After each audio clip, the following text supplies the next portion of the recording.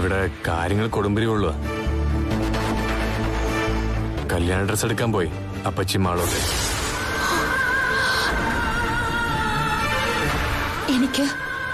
എനിക്ക് പേടിയാവുന്നു സാർ. പേടിച്ചിട്ടൊന്നും ഒരു കാര്യമില്ല. നമ്മൾ ക്ലൈമാക്സിലേക്ക് കടക്കുക. ക്ലൈമാക്സിലേക്കോ? കഥയും സിനിമയൊക്കെ പോലെ ജീവിതത്തിലുണ്ട് ക്ലൈമാക്സ്. ഇവിടെ നമ്മൾ ഒന്നിച്ച് ജീവിക്കുന്നതിന് മുമ്പുള്ള ക്ലൈമാക്സ്. അതിന് കഴിയുമെന്ന് എനിക്ക് തോന്നുന്നില്ല സാർ. ഞാൻ കോൺഫിഡന്റാ. താൻ എന്തിനും തയ്യാറായിരിക്കണം. എനിക്കൊരു കുറ്റബോധമില്ലടോ. ഇന്നലെ വന്നിട്ട് ഒരാളെ കല്യാണം കഴിക്കാൻ അപ്പച്ചി പറഞ്ഞ അതെനിക്ക് സമ്മതിച്ചു കൊടുക്കാൻ പറ്റില്ല, അവളെ ഉൾക്കൊള്ളാനും. പക്ഷേ അപ്പച്ചി കല്യാണത്തിന് വേണ്ടി തയ്യാറെടുപ്പുകൾ നടത്തുമ്പോ ഇങ്ങനെ നിസ്സാരമായിട്ട് നോക്കി നിൽക്കുന്ന ശരിയാണോ? സ്വർണ്ണം എടുത്തു, ഇപ്പതാ ഡ്രസ് എടുക്കാനും പോകുന്നു. അതൊക്കെ നാളെ മാളുവിന്റെ കല്യാണത്തിന് തന്നെ ഉപകരിക്കും. അതുകൊണ്ട് അതൊന്നും ഓർത്ത് താൻ ടെൻഷൻ അടിക്കണ്ട. ഇവിടെ താൻ തെറ്റൊന്നും ചെയ്തിട്ടില്ല. എന്തെങ്കിലും ചെയ്തിട്ടുണ്ടെങ്കിൽ അത് ഞാൻ മാത്രമാണ്. അതിന് എന്റെ മുമ്പിൽ ന്യായീകരണമുണ്ട്.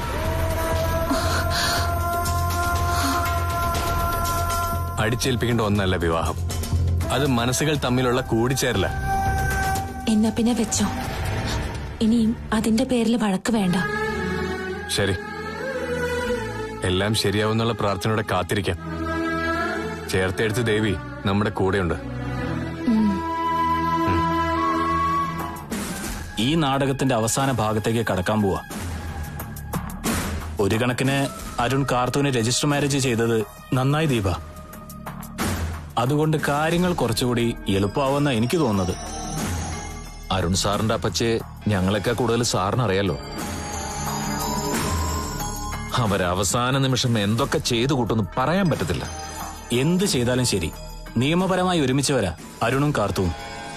അതത്ര ചെറിയ കാര്യമല്ല. അതുകൊണ്ട് തന്നെ അപ്പച്ചിയുടെ മോൾക്ക് അവരാഗ്രഹിച്ചതുപോലെ തന്നെ പെട്ടെന്നൊരു വിവാഹം നടത്താനൊന്നും പറ്റില്ല. അതല്ലല്ലോ ഇപ്പൊ ഇവിടുത്തെ വിഷയം. ആ വിവാഹം മുടക്കിയാലും കാർത്തു അരുൺ സാറിനൊപ്പം ജീവിക്കണ്ടേ? ഇനി അതിലേക്കാ കാര്യങ്ങളുടെ പോക്ക്. നാളെ നമ്മൾ അരുണിന്റെ വീട്ടിലേക്ക് പോകുന്നു, ചില തീരുമാനങ്ങൾ എടുക്കാൻ. അവിടെ ചെന്നാൽ സാറിനെ കാണാൻ പറ്റൂ? പട്ടി അഴിച്ചുവിട്ടാ പിന്നെ അതിനെ മെരുക്കാം. അതിനേക്കാളും അപകടം പിടിച്ച അപ്പച്ചയാ അവിടെ ഉള്ളത്. അവനെ ഞാൻ രാത്രിയിൽ വിളിച്ചോളാം.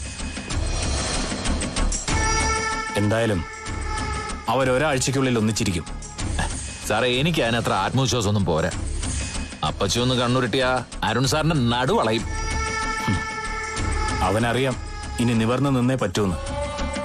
അപ്പച്ചിയുടെ ആഗ്രഹവും കാർത്തു എന്ന ഭാര്യയും ഇനി രണ്ടും കൂടി നടക്കില്ല. ഒന്നിൽ തന്നെ ശ്രദ്ധിക്കണം. അല്ലേടാ, അതല്ലേടാ നടക്കാൻ പോകുന്നേ. അപ്പൊ സാറ് സ്നേഹിക്കുന്ന കാർത്തു പിന്നെ എന്ത് ചെയ്യണം? അവളോട് പോയി ചാവാൻ പറ.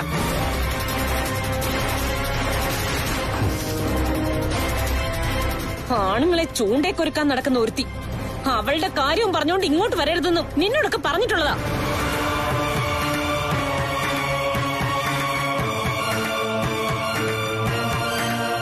എന്നിട്ട് അത് കേൾക്കാതെ വന്നിരിക്കുക. വേണ്ടാത്ത കാര്യങ്ങൾ ഇവന്റെ ചെവിയിൽ ഓതി കൊടുക്കാൻ.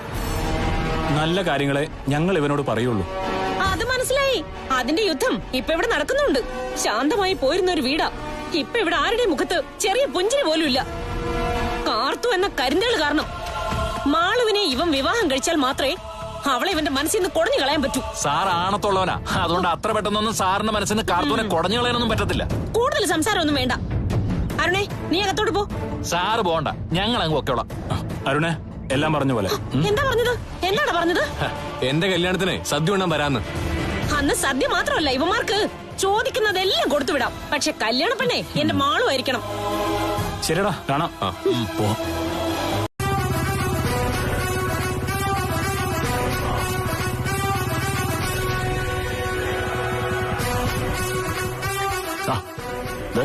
ദീപനെത്തിയല്ലോ.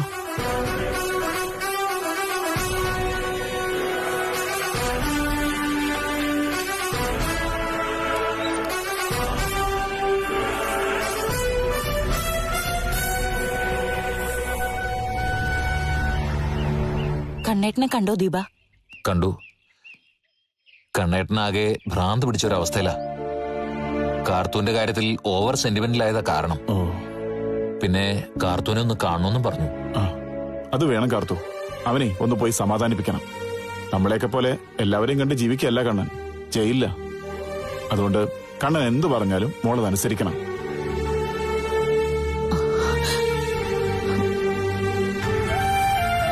ഈ കടപ്പാടിനെ കുറിച്ചും നന്ദിയെ കുറിച്ചും ഒക്കെ ഒരുപാട് വാചാലനാകാറുണ്ട് കണ്ണേട്ടൻ. എന്നാൽ അവിടെയും കാർത്തു അരുൺ സാറിന്റെ ഒപ്പം ജീവിക്കണമെന്ന് ഒരുപാട് ആഗ്രഹിക്കുന്നു. അപ്പച്ചിയെ ധിക്കരിക്കുന്നതിൽ വേദന ഉണ്ടെങ്കിലും കാർത്തുവിന്റെ നല്ല ഭാവിയാണ് കണ്ണേട്ടന്റെ സന്തോഷം. മോളെ എല്ലാവർക്കും വേണ്ടി ത്യാഗം ചെയ്യാൻ നിൽക്കുക. അരുൺ വന്നിട്ട് മോളെ സ്വീകരിക്കാൻ പറ്റില്ലെന്ന് പറഞ്ഞ കാർത്തു വേണമെങ്കിൽ അതും അനുസരിക്കും. അരുണിന്റെ ഗതികേട് നമുക്ക് മനസ്സിലാക്കാം. എന്നാ അരുൺ കുറച്ച് പ്രയാസപ്പെട്ടിട്ടാണെങ്കിലും മോളെ വന്ന് വിളിച്ച ഒന്നിച്ച് ജീവിക്കാൻ തയ്യാറാവണം. അതാണ് മോളെ വേണ്ടത്. ജയിലിൽ കിടക്കുന്ന കാലമെങ്കിലും കണ്ണൻ മനസ്സമാധാനത്തോടെ കഴിയട്ടെ. ഇന്ന് കണ്ടപ്പോഴും പഴയ കാര്യങ്ങളൊക്കെ പറഞ്ഞു. ഉണ്ണി കൈയൊഴിഞ്ഞപ്പോഴും മരിക്കാൻ പോലും തോന്നിയെന്ന്. എന്നാൽ അവനെ കല്യാണം കഴിച്ചിരുന്നെങ്കിൽ കാർത്തൂനും കണ്ണേട്ടനും ഒക്കെ ചിലപ്പോ ആത്മഹത്യ ചെയ്യേണ്ടി വന്നേനെ. അവനെ ഒഴിവാക്കിയിട്ട് ചേർത്തെടുത്ത് ദേവീക്ഷേത്രത്തിൽ വെച്ച് അരുൺ സാറിന് കാർത്തൂനെ കാണിച്ചു കൊടുത്തത് സാക്ഷാൽ ദേവി തന്നെയാ. അതിലൊരു സംശയം വേണ്ട. കണ്ണേട്ടനും കാർത്തൂക്ക് എന്നും തൊഴുത് പ്രാർത്ഥിക്കുന്ന ദേവി. എടാ, എന്തെങ്കിലും ക്രിമിനൽ കുറ്റമാണെങ്കിലേ പിന്നാമ്പത്തോടെ ഇറങ്ങിക്കോ. അവരുടെ കൈ കിട്ടണ്ട. ഞാനൊരു ഗസറ്റഡ് ഓഫീസറാണ്. കാരണമില്ലാതെ എന്നെ തല്ലാനും പറ്റില്ല, പിടിച്ചോണ്ട് പോവാനും. നീ മൊത്തത്തിൽ അങ്ങ് പ്രശ്നം ഉണ്ടാക്കുകയാണല്ലോ. അറിഞ്ഞുകൊണ്ട് ഞാനൊരു പ്രശ്നം ഉണ്ടാക്കിയിട്ടില്ല. ആകെ ചെയ്ത തെറ്റ് ആരും അറിയാതെ ഒരു പെൺകുട്ടിയെ സ്നേഹിച്ചതാ. അതുമായി ബന്ധപ്പെട്ടാണോ ഇപ്പൊ പോലീസ് വന്നതെന്ന് അറിയത്തില്ല. ഒന്നാമത് ഈ ജയിൽ പുള്ളിയൊക്കെ ഉള്ള കുടുംബമല്ലേ. അങ്ങനെ ഒരുത്തനല്ലേ ഈ കാർത്തു എന്ന് പറയുന്നവളെ എടുത്തു വളർത്തിയത്. കാര്യം എന്താണെന്ന് അറിയാതെ മറ്റുള്ളവർ പഴിക്കുന്ന എന്തിനാ? ഈ വീട്ടിൽ ആദ്യമായിട്ടാ പോലീസ് വരുന്നത്. അതിനെന്താ, പോലീസുകാർ മനുഷ്യരല്ലേ? നീ കൂടുതൽ സംസാരിക്കാൻ നിൽക്കണ്ട, വരാൻ നോക്ക്. വാ, നടക്ക്.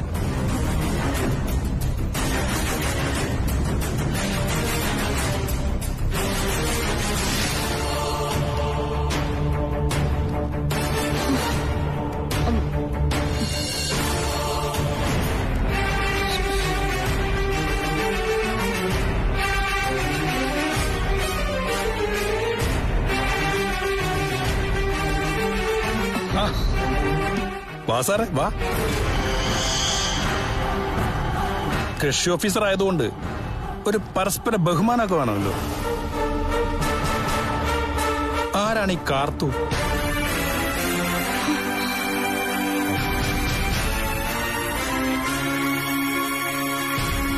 എടാ, നീ എന്തൊന്നും മിണ്ടാത്തെ?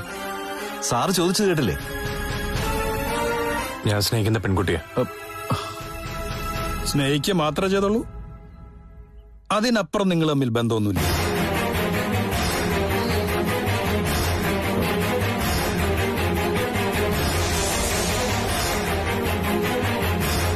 എന്റെ ചോദ്യം സാർ കേട്ടില്ല എന്നുണ്ടോ?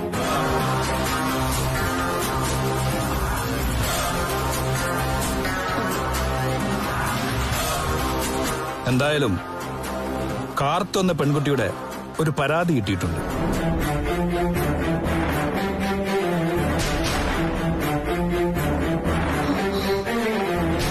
ആ പരാതിയിൽ നിങ്ങൾ അവളുടെ ഭർത്താവാണെന്നാ പറയുന്നത്.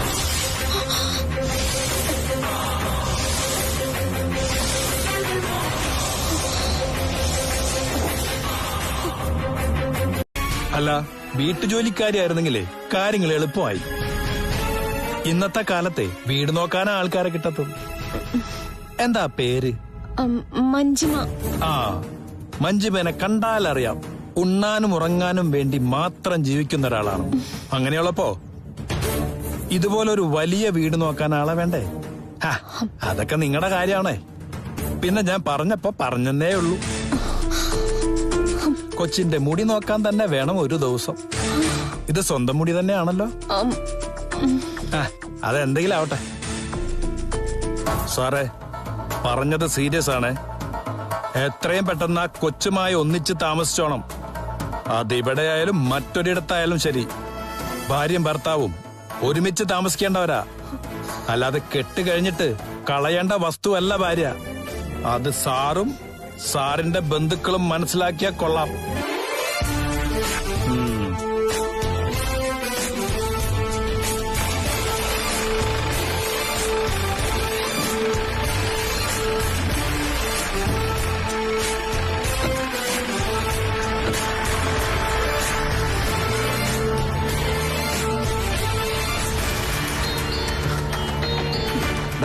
എന്താടാ ഇതൊക്കെ? കൊല്ലടാ കൊല്ല്, കഴുത്ത് ഞെരിച്ച് ഞങ്ങളെയൊക്കെ അങ്ങ് കൊല്ല്. ഇതെങ്ങനെ അപ്പച്ചിയോട് പറയൂടാ? സ്വർണ്ണം എടുത്തു, ഡ്രസ്സും എടുത്തു, കല്യാണം വിളിയും കഴിഞ്ഞു. അപ്പോഴവൻ കല്യാണം കഴിച്ചെന്നറിയുന്നത്. എടാ, എന്തെങ്കിലും കൊടുത്ത് അവളെ ഒന്ന് ഒതുക്കിക്കോ. അവളോട് പരാതി പിൻവലിക്കാൻ പറ. അയാള് പരാതി പിൻവലിക്കില്ല എന്ന് നിനക്ക് എങ്ങനെ അറിയാം? അത് പറയാനാ അഖിലും ആ ദീപനും കൂടി ഇവിടേക്ക് വന്നത്. കാർത്തൂൻ ഇവിടേക്ക് കൂട്ടിക്കൊണ്ട് വന്നില്ലെങ്കിൽ കാര്യങ്ങൾ കുഴപ്പത്തിലാവൂന്ന് പറയാൻ.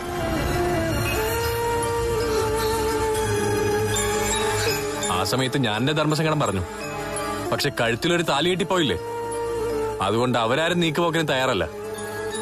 അതുകൊണ്ട് തന്നെ പോലീസ് കംപ്ലൈന്റ് കൊടുത്തത്.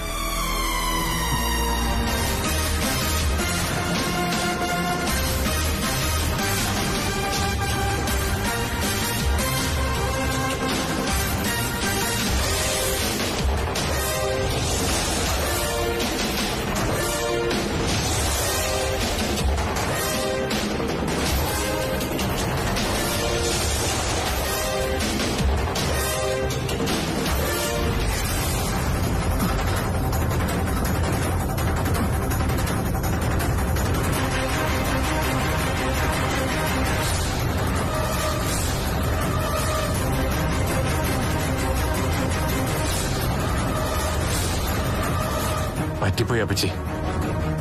അനുവാദം ചോദിക്കാതെ കാർത്തൂനെ കഴിച്ച് താലി കെട്ടിപ്പോയി.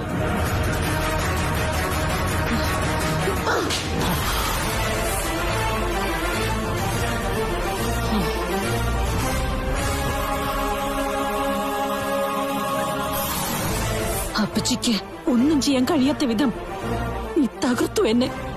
അല്ലടാ,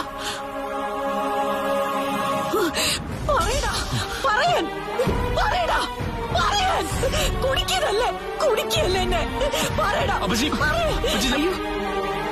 നിങ്ങൾക്കും അറിയായിരുന്നു എല്ലാം.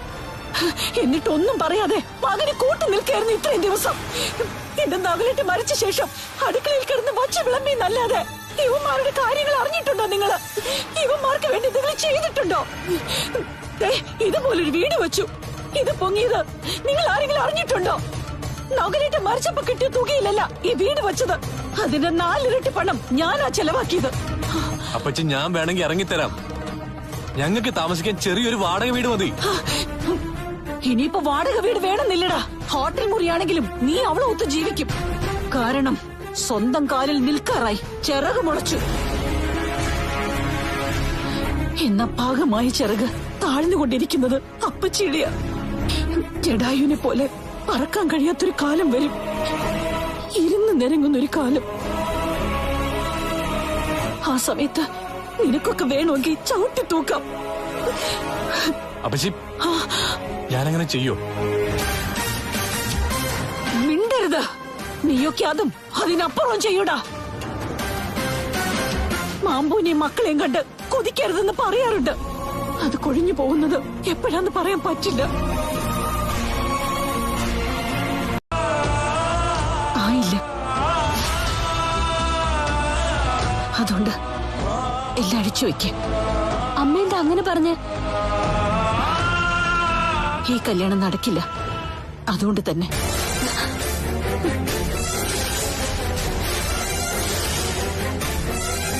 ഞാൻ ഏറ്റവും കൂടുതൽ വിശ്വസിച്ചിരുന്ന അരുൺ എന്നെ പൊട്ടിയാക്കി മോളെ. കാർത്തു അവൻ സ്നേഹിക്കുന്ന പെണ്ണ് മാത്രമല്ല, ഇപ്പോ അവന്റെ ഭാര്യ കൂടിയാ.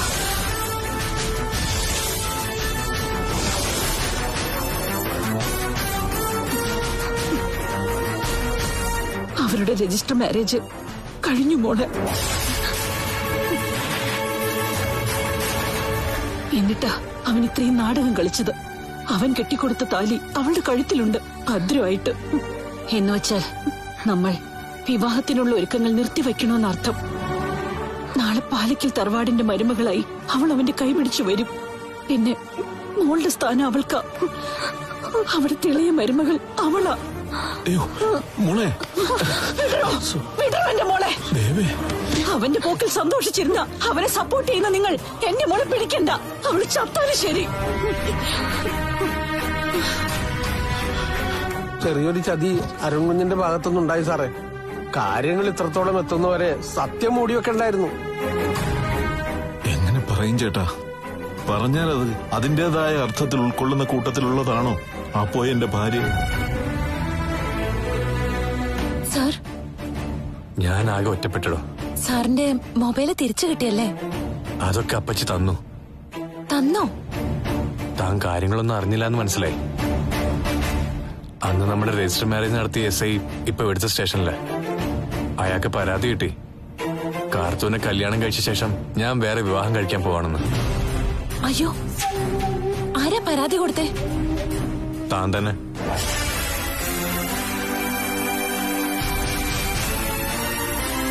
ഞാനോ? ഞാനും വക്കീലും ദീപനും പപ്പേട്ടനും എല്ലാം അറിഞ്ഞോണ്ടുള്ളൊരു കളിയാ. അതിനു വേണ്ടിയിട്ടാ പപ്പേട്ടൻ തന്റെ കയ്യിൽ നിന്ന് വെള്ളക്കടലാസിൽ ഒപ്പിട്ട് മേടിച്ചത്.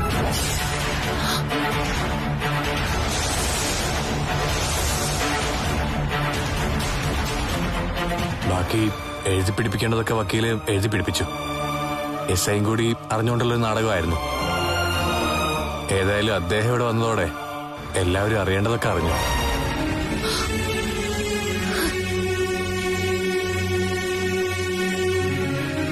അപ്പച്ചി, അതേപ്പറ്റി ഇനി പറയേണ്ട കാര്യമില്ലല്ലോ. അപ്പച്ചി പിന്നെ നല്ല പ്രകടനം നടത്തിയത്. ഏതായാലും പിണങ്ങിപ്പോയി. അതുകൊണ്ടാ ഞാൻ ഒറ്റപ്പെട്ടു പോയെന്ന് പറഞ്ഞേ. അതിന്റെ ദേഷ്യം അമ്മയ്ക്ക് പോലും ഉണ്ട്. സാരമില്ലടോ. ഇനിയിപ്പോ എനിക്ക് തന്നെ വിളിക്കാം, കാണാം. അങ്ങനൊരു നേട്ടം ഉണ്ടാവുമ്പോ അതനുസരിച്ച് മറ്റു നഷ്ടങ്ങളും ഉണ്ടാവും. പിന്നെ പറഞ്ഞിട്ട് കാര്യമില്ല.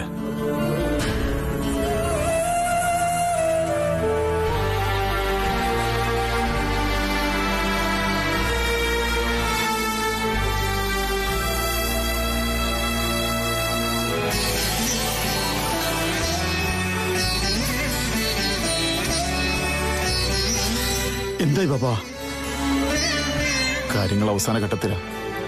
ഇനി രണ്ടിലൊന്നും ഉടനെ തീരുമാനിക്കേണ്ടി വരും. എന്താ അറിയേണ്ടത്? അപ്പച്ചി അറിഞ്ഞു. കാർത്തു അരുൺ സാറും തമ്മിൽ രജിസ്റ്റർ മാരേജ് കഴിഞ്ഞു. നീ പേടിക്കേണ്ട കാര്യമില്ല കണ്ണ. ഇനിയിപ്പോ മുറപ്പെണ്ണിനെ കല്യാണ പെണ്ണായി ഒരുക്കി നിർത്തില്ല അപ്പച്ചി. പ്രശ്നങ്ങളൊക്കെ അറിഞ്ഞപ്പോ അവരെങ്ങനെ പ്രതികരിച്ചേ? ചോദിക്കേണ്ട കാര്യമുണ്ടോ? അവർക്കത് സഹിക്കാൻ പറ്റുമോ? ഇനി അരുണിന്റെ കൂടെ കാർത്തു ജീവിക്കാൻ അവര് സമ്മതിക്കില്ലേ? സമ്മതിക്കാതെ പിന്നെ എന്ത് ചെയ്യും? പക്ഷെ ഈ സംഭവം കാരണം കുടുംബങ്ങൾ രണ്ടാവുന്ന എന്റെ പേടി. ഇത്രയും കാലം അരുണും അയാളുടെ ചേട്ടനും എല്ലാമായിരുന്നു അപ്പച്ചി. ആ വീടുമായിട്ടുള്ള എല്ലാ ബന്ധവും അവസാനിപ്പിക്കണമെന്ന് പറയാൻ പറ്റില്ല. ഇതൊക്കെ നമ്മൾ മുന്നിൽ കണ്ടത് തന്നെ. ഇങ്ങനൊരു ദിവസം വന്നേ പറ്റൂ. നമ്മളെ ജീവനെ പോലെ കരുതുന്നവരുടെ പ്രാക്ക് കിട്ടിയാൽ അതിൽ നിന്ന് മുക്തി നേടാൻ പ്രയാസമോ പപ്പാ? ആ ഒരു കടം ജീവിതകാലം മുഴുവൻ ബാക്കി നിൽക്കും. എന്നോട് സംസാരിച്ചിരിക്കട്ടെ. കാർത്തു വരികയാണെങ്കിൽ ഇതുപോലൊന്നും പറഞ്ഞേക്കരുത്. അവള് നിന്നെ വിവാഹം കഴിച്ചിട്ട് അങ്ങോട്ട് വരാൻ ആഗ്രഹിക്കുന്നത് നിന്റെ ഭാര്യയാകാനല്ല, മറിച്ച് ഭരണം തുടങ്ങാനാണ്.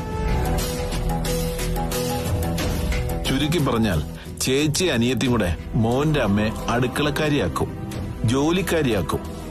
അമ്മമാരെ അങ്ങനെ അടുക്കളയിൽ ഒതുക്കാനല്ല നമ്മൾ ആണുങ്ങൾ വിവാഹം കഴിക്കുന്നത്. കയറി വരുന്ന പെൺകുട്ടികൾ അവർക്കൊരു സഹായമാകുമല്ലോ എന്ന് കരുതിയിട്ടാ. ഇവിടെ സഹായം പോയിട്ട് സഹിക്കാൻ പോലും പറ്റില്ല. അതുകൊണ്ട് നിന്റെ തീരുമാനം ശരിയാണ്. ചേച്ചി അനിയത്തി ഒരു വീട്ടിൽ വേണ്ട. അവിടേക്ക് നീ സ്നേഹിച്ച പെൺകുട്ടി വരട്ടെ. അവളാണ് ശരി. അവള് തന്നെയാണ് നിനക്ക് ചേരുന്നത്. ഞാൻ പോയിട്ട് വരാം. ആ പിന്നെ നിന്റെ കല്യാണത്തിന് ചിലപ്പോ ഞാൻ കാണില്ല. ഇവിടുന്ന് അനുവാദം കിട്ടിയാലേ വരാൻ പറ്റൂ. എങ്കിലും എന്റെ പ്രാർത്ഥന അനുഗ്രഹം നിങ്ങൾക്കുണ്ടാവും. ചെല്ല്.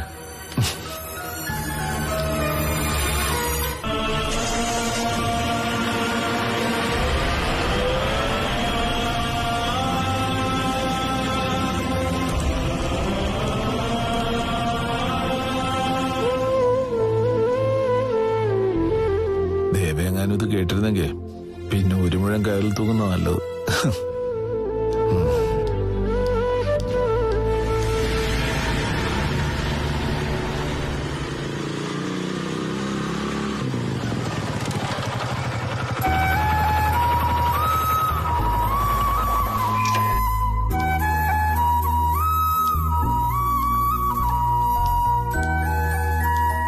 വിവരങ്ങളൊക്കെ അറിഞ്ഞല്ലോ.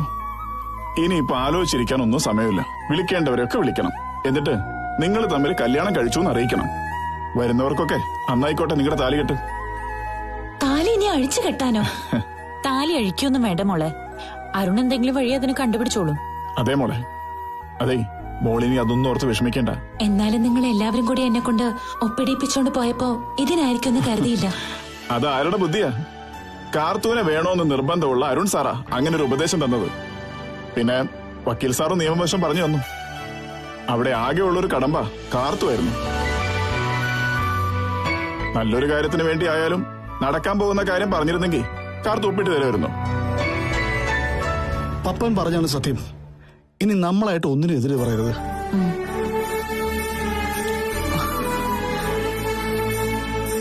അരുൺ കാർത്തൂന് വേണ്ടിയാ അയാൾക്കെതിരെ തന്നെ കേസ് പിടിപ്പിച്ചത്. പോലീസ് ഇടപെട്ടതും അപ്പച്ചയെ കാര്യങ്ങൾ പറഞ്ഞ് ബോധ്യപ്പെടുത്താൻ മറ്റു മാർഗങ്ങളില്ലാത്തോണ്ടാ. അപ്പച്ചി സാറിനെ തള്ളിക്കളഞ്ഞു കഴിഞ്ഞു. അത് ഉറപ്പല്ലേ മോളെ? ഈ സാഹചര്യമൊക്കെ എന്താണെങ്കിലും ഉണ്ടാവുമെന്ന് നമുക്ക് എല്ലാവർക്കും അറിയാം. പക്ഷെ വേറെ മാർഗമില്ലല്ലോ. ആ വീട്ടിലോട്ട് ഞാൻ എങ്ങനെ കയറി ചെല്ലും കണ്ണേട്ടാ? അതാ കണ്ണേട്ട ഇപ്പോഴത്തെ പേടി. മോളെ അരുണ അന്തസ്സായിട്ട് ഇപ്പൊ കൂട്ടിക്കൊണ്ടുപോകുന്നേ. പിന്നെ അവിടെ ജോലിക്ക് നിന്നപ്പോഴെല്ലാം നിങ്ങൾ തമ്മിൽ അടുത്തതെന്ന് അവർക്ക് എല്ലാവർക്കും ബോധ്യപ്പെട്ടു കഴിഞ്ഞു.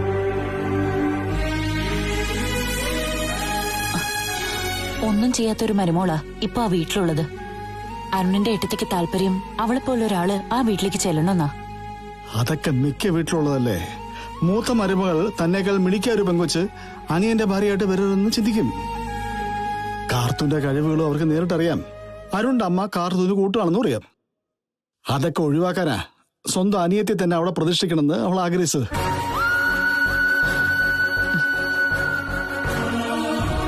ഒരു വീട്ടിൽ നിന്ന് രണ്ട് ബന്ധങ്ങൾ എടുക്കുന്നത് തന്നെ നല്ലതല്ല. പിന്നെ ഞാൻ കാർത്തൂന്റെ കാര്യത്തിൽ സ്വാതന്ത്ര്യം കാണിച്ചതുപോലെ എല്ലാ അച്ഛനമ്മമാരും സ്വന്തം മക്കളുടെ കാര്യത്തിൽ അങ്ങനെ തന്നെയാണല്ലോ. എന്റെ ഒപ്പിടിച്ചോണ്ട് പോയപ്പോ ഇതിനായിരുന്നു ഞാൻ കരുതിയില്ല. എന്നോടും വ്യക്തമായിട്ടൊന്നും പറഞ്ഞില്ല. വക്കീലിന്റെ അരുണിന്റെ ബുദ്ധിയാ. പോലീസ് ഇടപെട്ടാലേ പിന്നെ അപ്പച്ചി കാര്യമായിട്ടൊന്നും ചെയ്യില്ലെന്ന് അവർക്കറിയാം.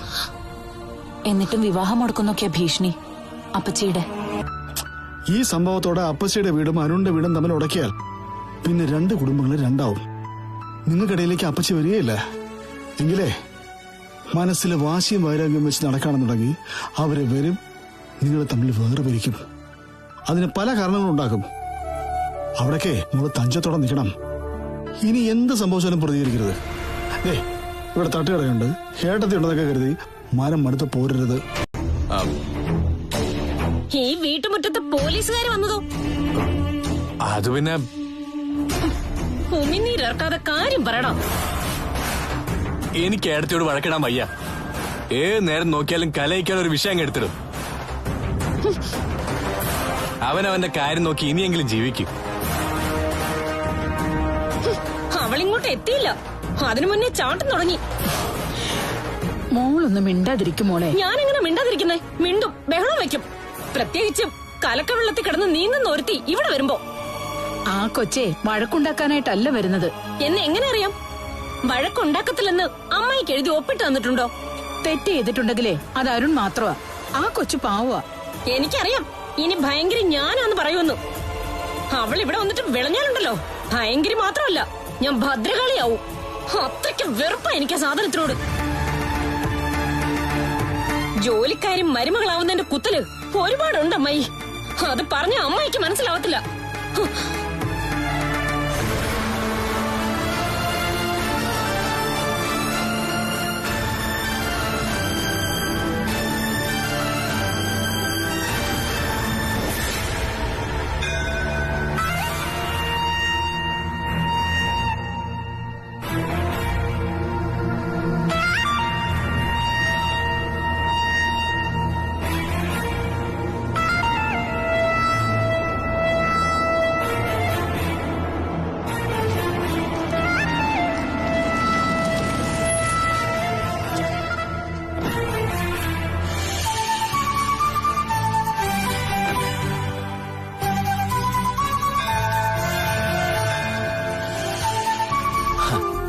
ആണുങ്ങളായാൽ ഇങ്ങനെ വേണ്ടത്. തന്റെ ഇടം കാട്ടേണ്ട സ്ഥലത്ത് തന്റെ ഇടം കാട്ടണം. അരുൺ സാർ പറഞ്ഞത് മുഴുവൻ ശരിയല്ലേ? വീടിന് വിളക്കായ ഒരു പെൺകുട്ടിയാണ് അരുൺ സാർ കൂട്ടിക്കൊണ്ടു പോകുന്നത്. ശുദ്ധിയും വൃത്തിയും ഒക്കെ ഉള്ളൊരു പെൺകുട്ടി. പലർക്കും പുറമേ നല്ല വൃത്തിയും എടുപ്പൊക്കെ ഉണ്ടാവും, എന്നാ ഉള്ളിൽ കറ മാത്രമേ കാണൂ. ആ ഒരു തിരിച്ചറിവ് അരുൺ സാറിനുണ്ട്. അതുകൊണ്ടാ അപ്പച്ചി അകന്നു പോയാലും കാർത്തു അരികിൽ വേണമെന്ന് വാശി പിടിച്ചത്.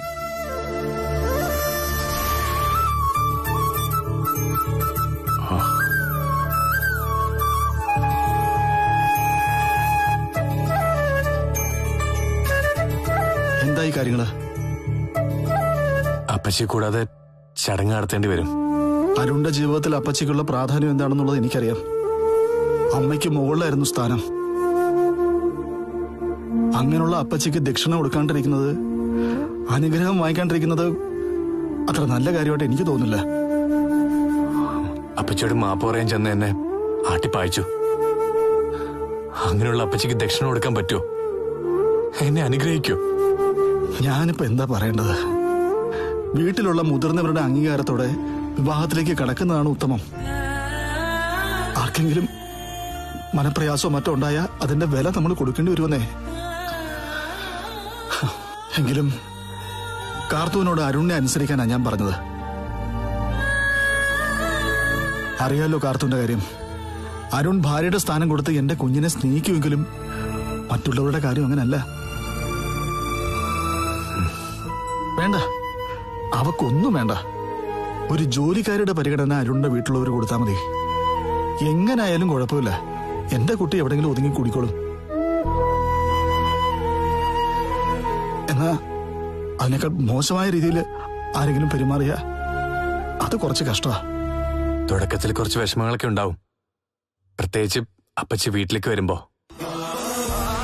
എങ്കിലും കുറച്ചുപേരെ കൂട്ടി കാർത്തൂന് ഇവിടേക്ക് വിളിച്ചോണ്ട് വരണമെന്ന് അയാൾ ആഗ്രഹിക്കുന്നുണ്ട്. അതിലുപരി അയാളുടെ ഏട്ടനും. ഏട്ടനെന്ന് പറയുമ്പോ ജയിലിൽ കിടക്കുന്ന ആളല്ലേടാ? അയാൾക്ക് കല്യാണത്തിന് പങ്കെടുക്കാൻ പറ്റുമോ? കണ്ട ജയിൽ പുള്ളികളും ക്രിമിനൽസും ഒക്കെ ഇനി ഇവിടെ കിടന്ന് നിരങ്ങാൻ പോവാ. അങ്ങനെ നിരങ്ങുന്ന കൂട്ടത്തിലല്ല കാർത്തൂന്റെ ബന്ധുക്കള്. ബന്ധുക്കളോ? അവക്ക് ബന്ധുക്കളായിട്ട് ആരാടാ ഉള്ളത്? സ്വന്തം എന്ന് പറയാൻ ആരെങ്കിലും ഉണ്ടോ? ഇനി ഒരു ഭർത്താവ് ഉണ്ടാവും, അല്ലാതെ സ്വന്തം ബന്ധമൊന്നുമില്ല. എന്റെ അമ്മ സങ്കടവും ദേഷ്യവും ഉള്ളിൽ ഒതുക്കി പോയി കഴിഞ്ഞപ്പോ അവൻ എടുപിടിന്ന് കല്യാണം നടത്തുവാ. അതിനൊക്കെ അമ്മയുടെ കൂട്ടും. എനിക്ക് പിന്നെ എന്ത് ചെയ്യാൻ പറ്റും? കാർത്തുവിനെ കല്യാണം കഴിച്ചില്ലെങ്കിൽ ഇവന്റെ പേര് കേസാ.